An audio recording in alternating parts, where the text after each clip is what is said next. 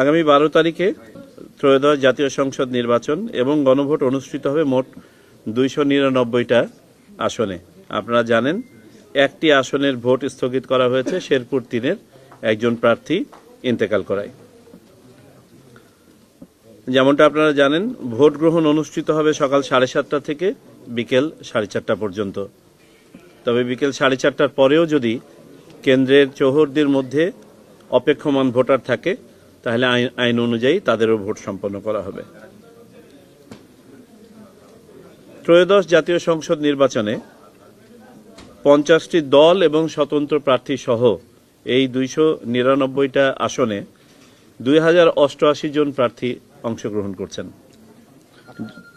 2028 জন, আমি কারেকশন করি, 2028 জন প্রার্থী অংশগ্রহণ করছেন, যার মধ্যে আছেন 81 জন নারী প্রার্থী। আমাদের মোট 42,659টা কেন্দ্রে সশরীরে ভোট অনুষ্ঠিত হবে আর 299টা কেন্দ্রে পোস্টাল ভোটের কাউন্টিং হবে।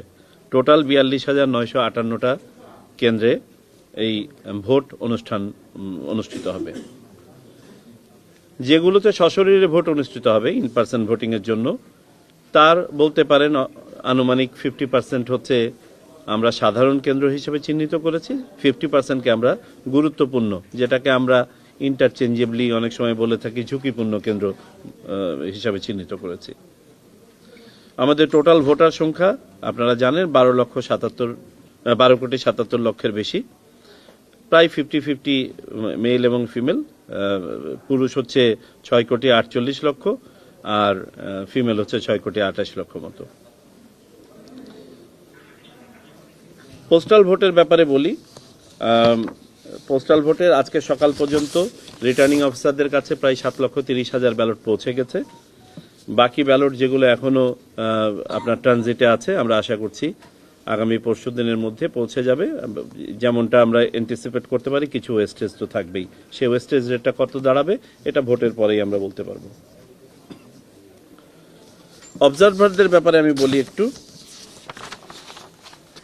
এই পর্যন্ত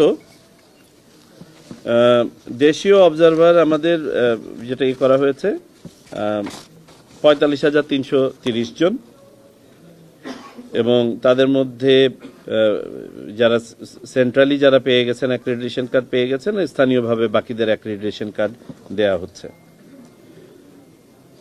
এই 45,000 অবজারভারের মধ্যে প্রায় 350 আছেন বিদেশি অবজারভার, প্রায় 350। এই সংখ্যাটা আর একটু বাড়তে পারে, আগামী কালকে নাগাদ আমরা আরো এক্স্যাক্টলি বলতে পারবো।